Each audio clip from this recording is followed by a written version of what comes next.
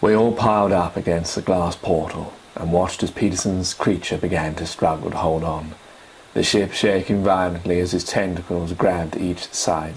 But slowly we saw his tentacles weaken in the middle, and one by one, with an air of sadness, they slipped off, and the creature began to slide faster and faster down the main chamber, and was finally sucked out with great force to the void.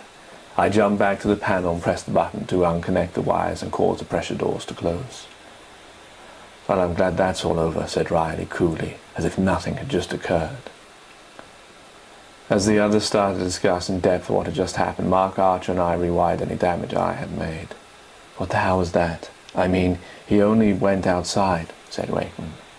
It was obvious, but no one wanted to say it, that this was some kind of alien organism that had invaded him. "I mean, it's never happened before," continued Wakeman in his confusion. "It was nothing alien. It was nothing. Aliens don't exist," interrupted Riley. "There are more things in heaven and earth than are dreamed about in your philosophy," echoed Delta.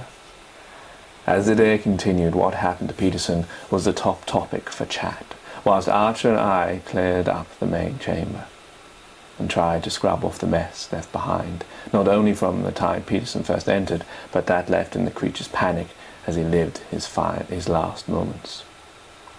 As we cleared up, there was silence between us, which, considering we didn't really know each other, wasn't unusual. But while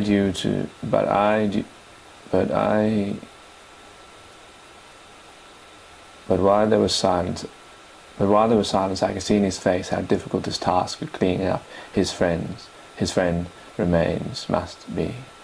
There was a touch of undeniable sadness etched on his brow, the way he wouldn't show any emotion, and he just appeared to stare front and not even blink. Both of his crewmates had now died.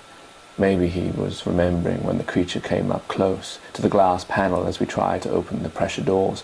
Maybe the Peterson inside was aware what must be done. Maybe it's just romantic conjecture.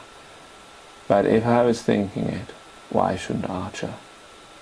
The time when it made great effort and for no discernible reason to push its head up close to the glass and reveal Peterson's eye.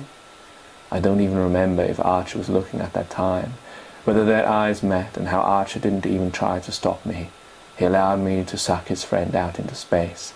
It's so easy, I felt, for me to get on with the next day, but I hadn't just lost someone who was close to me in such an awful way. Death is one of those things that has to be felt, to be understood truly. "Are you all right?" I said. He looked back at me sadly and put on a brave face, a forced smile, and carried on with his task at hand.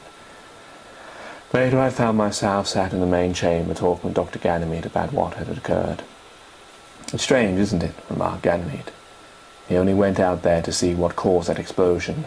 What did he find out there, I wonder? Did something purposely crash into us? Did that creature have intelligence?" "What do you mean?" "Did it target us? Did it somehow know there was living material in this ship? Or was it purely accidental that a piece of meteorite or something hit the ship and somehow Peterson made contact with it? I felt when I got on this ship that I was safe. Now I'm not so sure. I mean, we're dropping off like flies, and we haven't even got to Mars yet." In this opportune moment in walked Archer, picking up on the last part of our conversation. "That won't be a problem. Enough is enough. I'm going to put us all in suspended animation, and when we get to Mars, then we'll sort this all out." "Is that wise? I mean, what just happened? Will we be safe in there?" "Don't worry yourself, Prof. It's perfectly safe. The computer is programmed to awake me in case of any emergency. I think it's better with Henry and what's just happened.